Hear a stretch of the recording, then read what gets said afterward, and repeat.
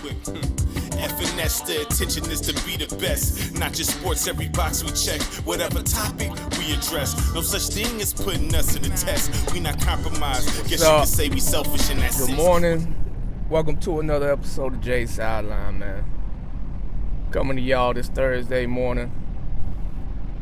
Getting ready to wrap up this work week.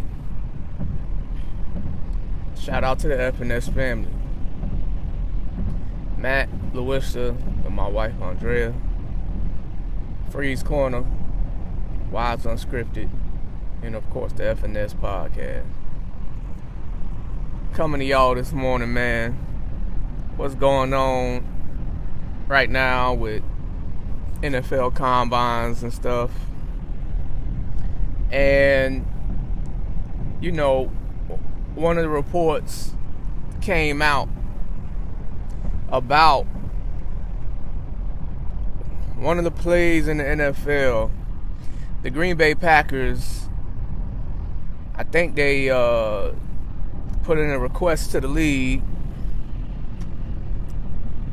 to ban the Tush push. So I'm gonna talk about that this morning, man. Because the Tush push is a very pivotal play. Can't talk. A very pivotal play for the Super Bowl champs in particular. The Tush push, it's almost like a 90% success rate with this thing. And the Packers, they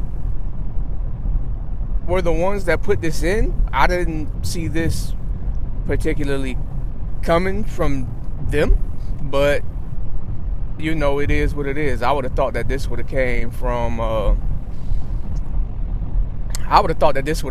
like the division rivals or something like that.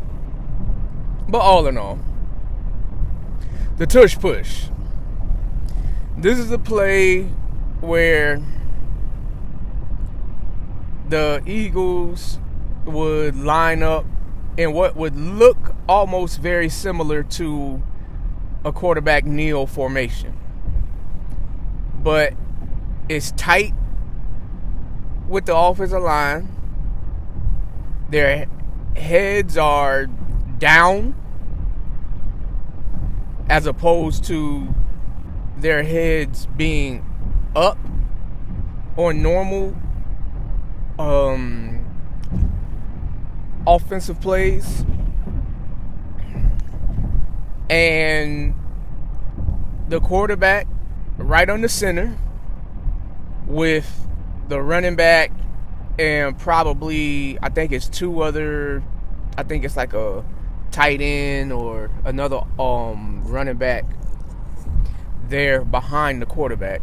And when he snaps the ball, everybody just dives forward and the quarterback is getting pushed by the other 2 or 3 players behind him to gain. It's a minimal yards play. Like it's like to gain like 2, maybe even 3 yards. All right. And it always got pulled out only on 4th and shorts, on 4th and 1s, 4th and 2s, and things of that nature.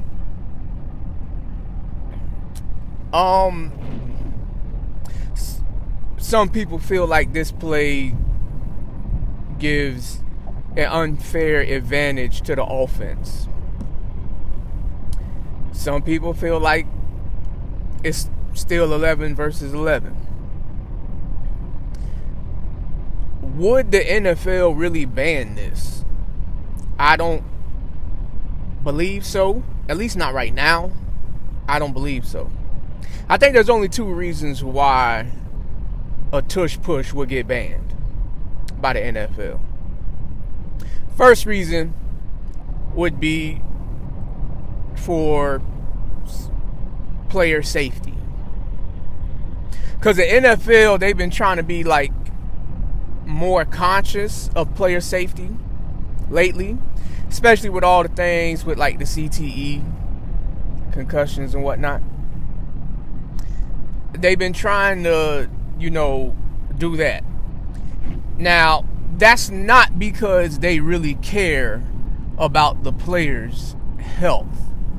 That's not because of that. That's because they've been dealing with a lot of lawsuits from playing the game of players from the past and their families.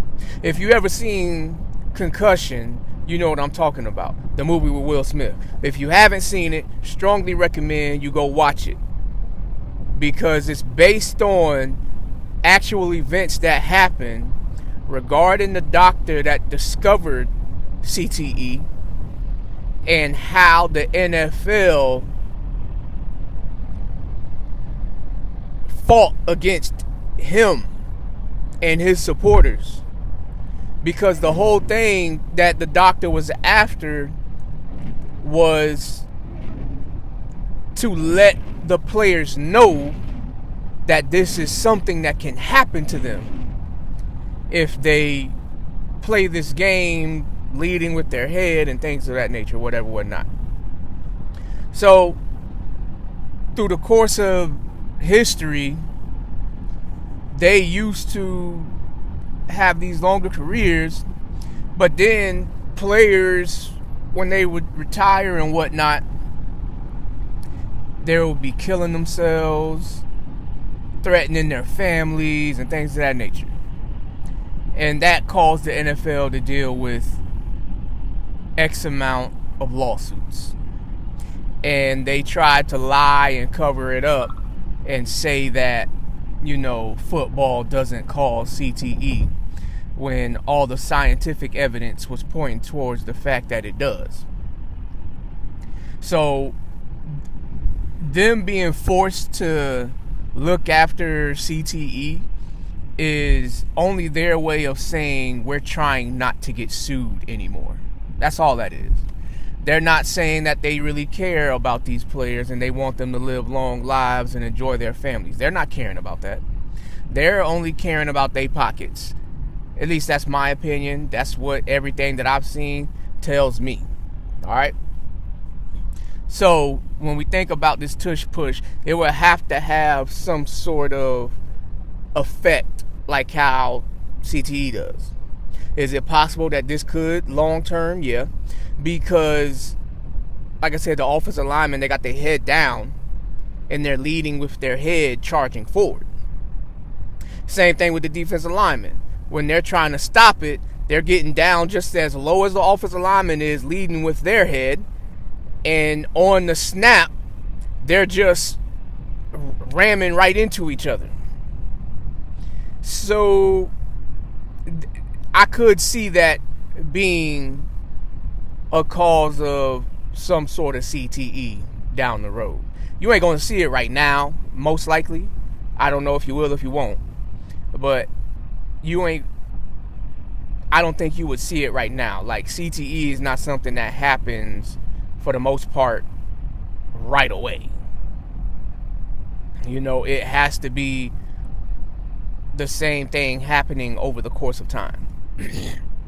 At least that's the way I understand CTE. I could be wrong. If anybody out there is a science nerd, please, correct me on this.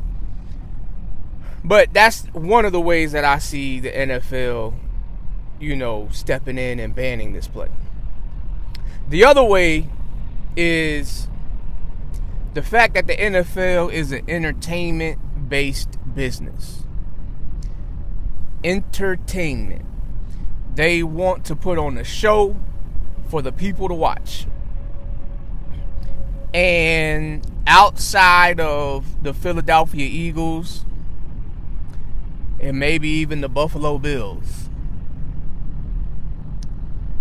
there is no fan base that enjoys watching the tush push, or which is just a fancy very fancy name for a quarterback sneak, lined up in like a goal line type of formation.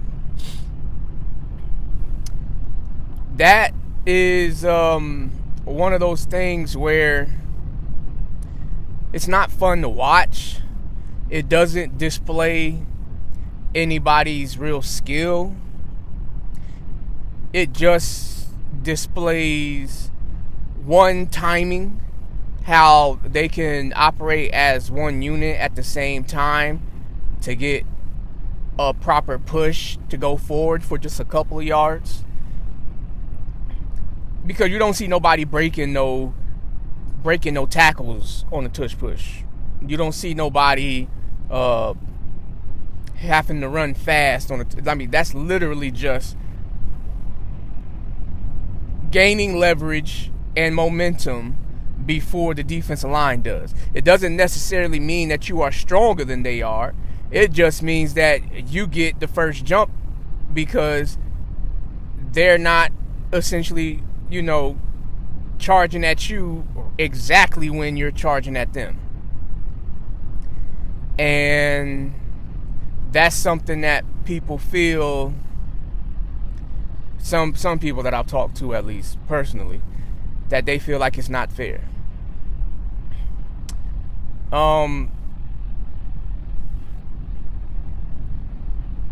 This year, the tush push has been stopped a number of times. I know with my team being Jacksonville, when Jacksonville went to Philadelphia, played them this season, they stopped it twice. So it's not like it's impossible to stop. It's been stopped before. I think Washington stopped it a few times this year too. But all in all, it's like a safety valve that they have in their back pocket against most teams, and they pull it out. They pull it out when they're in like those 4th and short situations. So, is that necessarily wrong? To have a play that you can rely on that can extend drives and get you another chance to turn the current drive into a scoring drive? No. I think if every team had something like this that had such a high success rate against the landscape of the league, I think that every team would take advantage of it. I do. Because you always want to give yourself the competitive edge. Most teams, when it's 4th and 2, they punt the ball. The Eagles, when it's 4th and 2, they tush push. And they see if they can gain those 2 yards. Now, depending on where they're at in the field, I think that impacts whether they call it or not. And then, if they're closer than just 2 yards, that impacts whether they call it or not, I believe. So, is it something that I think the rest of the league wouldn't do? No, this is something that the league definitely would do if they all had something like this. Now, not every team has the personnel to run a tush push. That's something that you also got to think about here. Not every team has the personnel to do that because not every team builds their offensive line to be maulers where they can just constantly push people backwards. But the Eagles, for the most part, they are able to push people backwards. This is something that I believe that the Detroit Lions can do. This is something that the San Francisco 49ers can do, or at least they could at one point in time. This is something that, the Bills obviously do. I believe the Ravens could do this if they wanted to. But it's just certain teams that emphasize running the ball that can do this, I believe. And when you look at the Philadelphia Eagles, the acquisition of Saquon, made them a team that is like a run-first team, we're going to run first and then we're going to try to pass it. So, you know, for them, my personal thoughts, the tush push helps Jalen Hurts' career a lot. Because I personally don't feel like Jalen Hurts is that good. At best, I think he's an above average quarterback. But I'm not scared of Jalen Hurts throwing the ball at all. You know, Jalen Hurts, he doesn't have the arm strength that I personally like.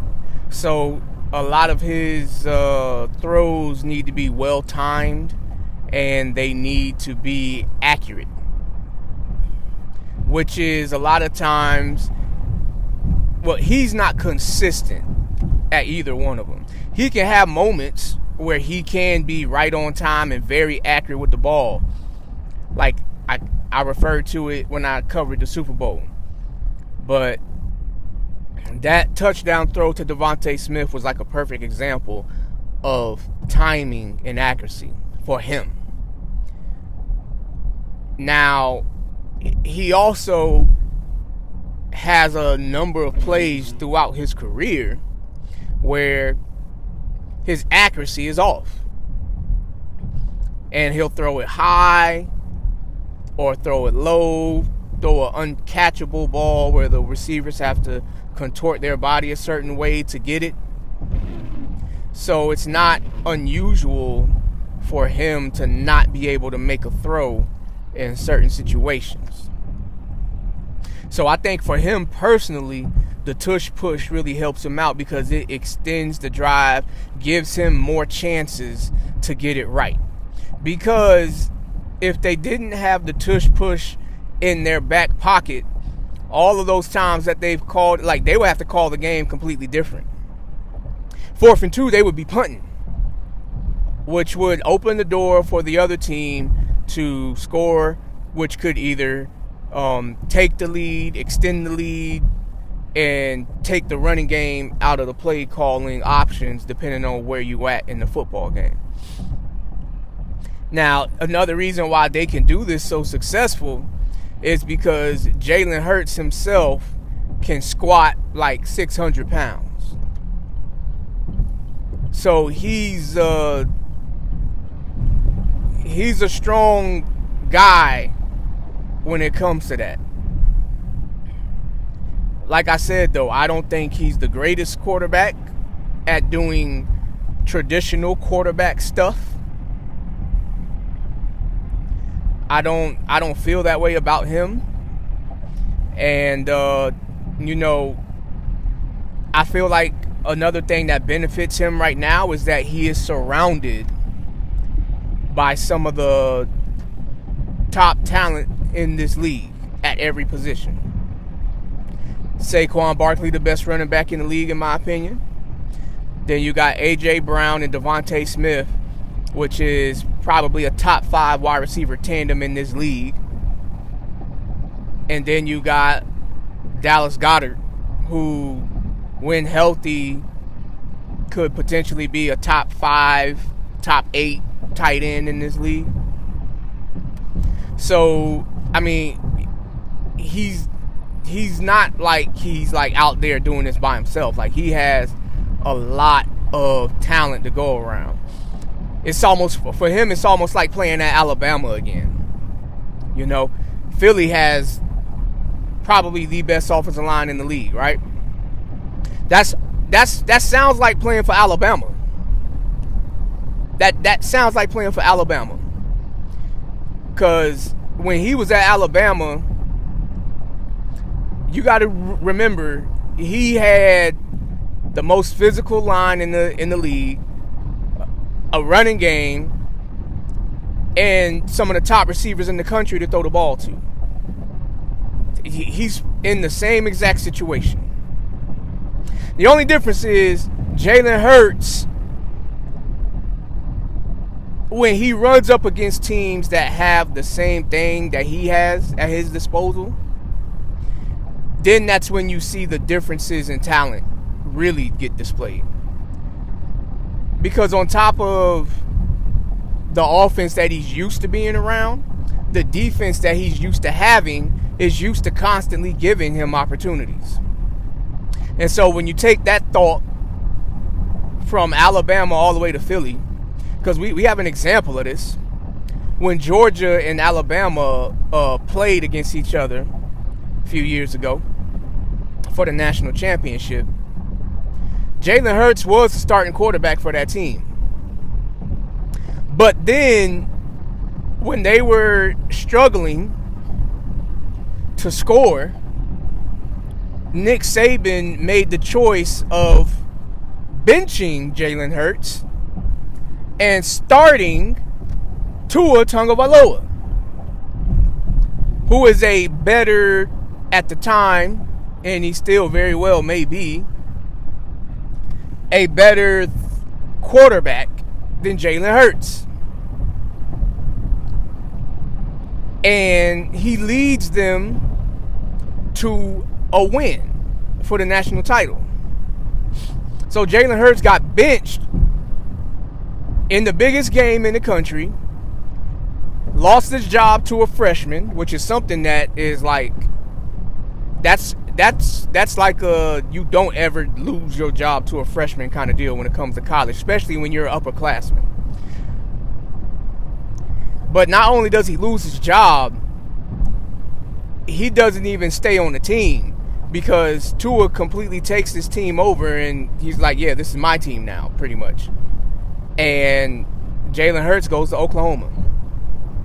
Plays well because the offense was a more quarterback-friendly offense.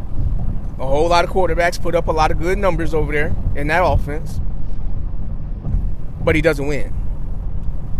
So all in all, what I'm saying is the tush push really benefits Jalen Hurts. I just think he's an above average quarterback. And I think that's even debatable within itself. If you was to think about all the quarterbacks in the league, where would Jalen Hurts fall on rank? We know he's not top 5. We know he's not top 10. Is he top 15? Or is he in that 15 to 20 range? Maybe, I don't know. That's everybody's own personal opinion. But that's how I feel about it benefiting him personally. Now, the Eagles, they should feel slighted a little bit or disrespected a little bit because this is something that they do well and they've had success with. It's within the rules of the game, and they are trying to, or somebody is putting out a petition to ban it, the Green Bay Packers. That's not right. I'm playing within the rules. I'm following the rules.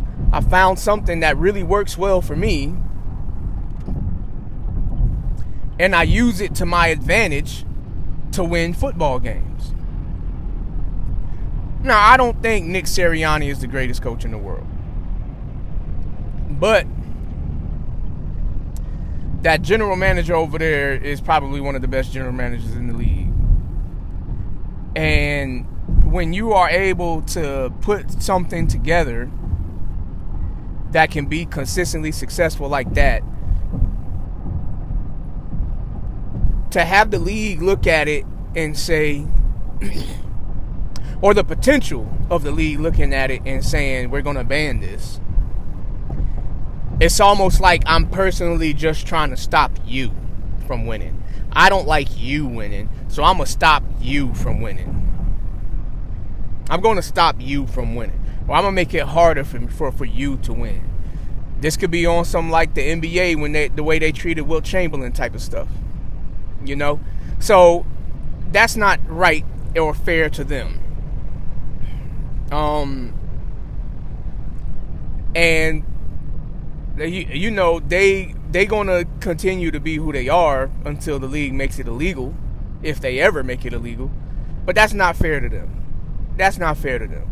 And the team that put the petition out the Packers.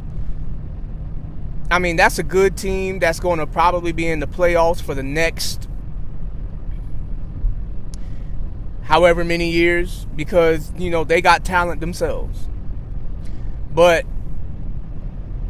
if they can't, submit some injury report that happens after they play the Eagles that shows that the defensive linemen in specific are suffering from head injuries more significant than ever before, and they can pinpoint it to the tush push, I don't see them having any chance of turning this thing over where they make it illegal.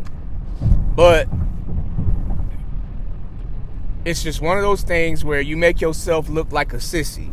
You make yourself look like a punk.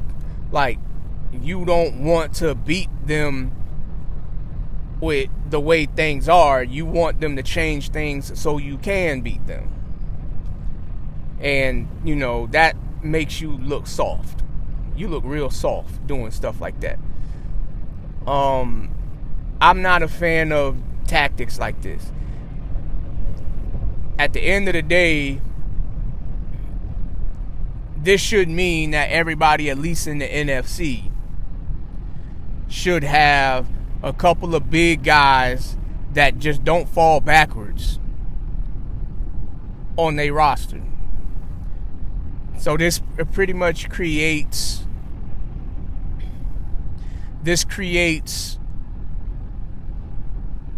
valuable roster spots that would get given to guys that probably wouldn't normally make the team.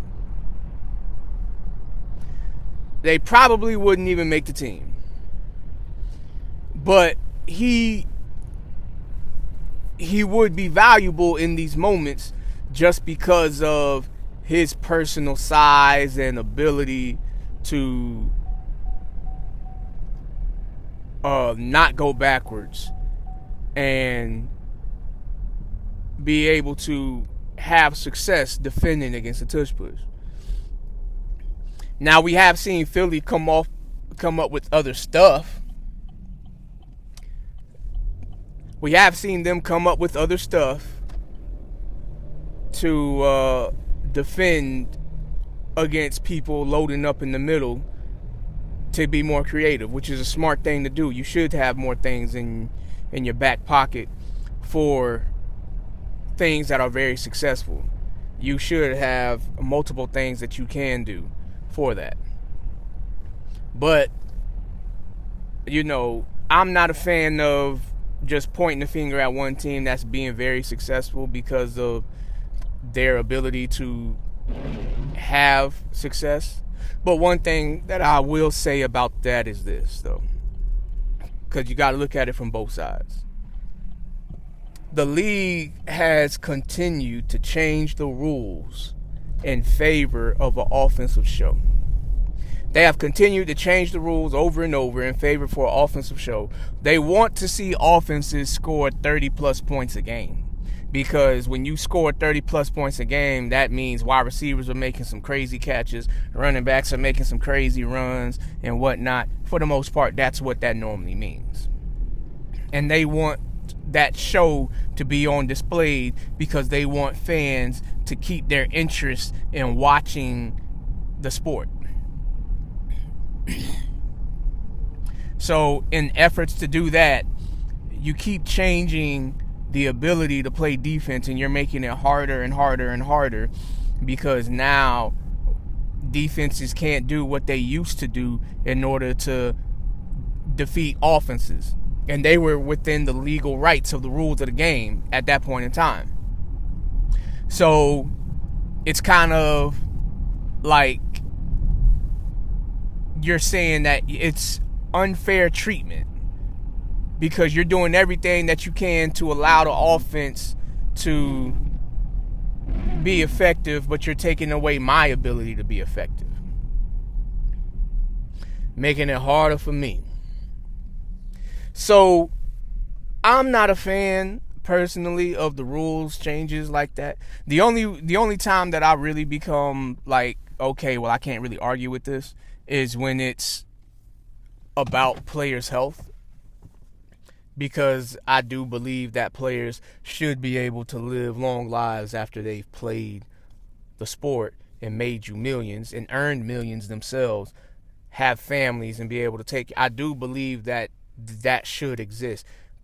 I do believe that players should be able to, and it's not just concussion related, but like they should be able to walk. They should be able to enjoy their families for a while, for a good while. And I mean, at least until they reach an old age where, normally where you see people's health, starting to make turns in society. I do believe that they should be able to, still live. Like, it shouldn't be based on you giving them the special health treatment that they need to continue to play the game for you while they're active players. They should be able to live lives and be able to raise their kids and watch their kids have kids and the grandkids, whatever, whatnot. So, they should be able to go through the whole nine. And if playing the sport under those specific set of rules has enough examples to where it can, slow that down and for some stop it at an early age, then yeah, you need to look at, I do believe that you need to look at the rules of the game and how the game is played and really say to yourself, okay, well, we need players to be able to walk away from this game and live. I do believe that.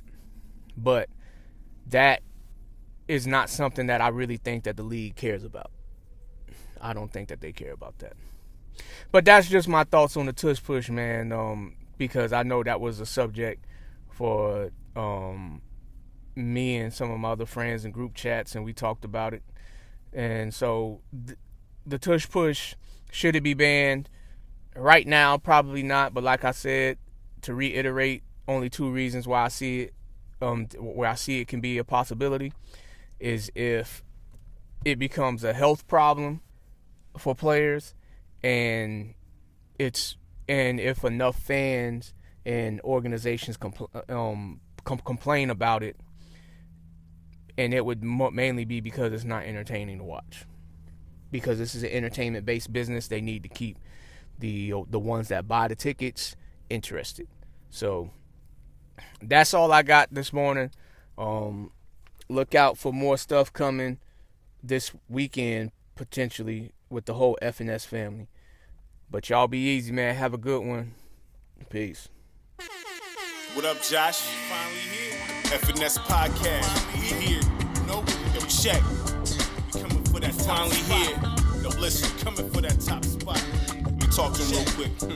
FNS, the attention is to be the best. Not just sports, every box we check. Whatever topic we address. No such thing as putting us to the test. We not compromised. Guess you could say we selfish in that sense. What's your top 10? We break it down the list. Not moved by analytics. We judging off live production. Handle your business, we talk about it. Stick up the building, we talk about it. Not just star focus. Attention goes to the whole roster. Show you how to conduct a show proper. No props, all dialogue. Fact droppers. This the right show you chose.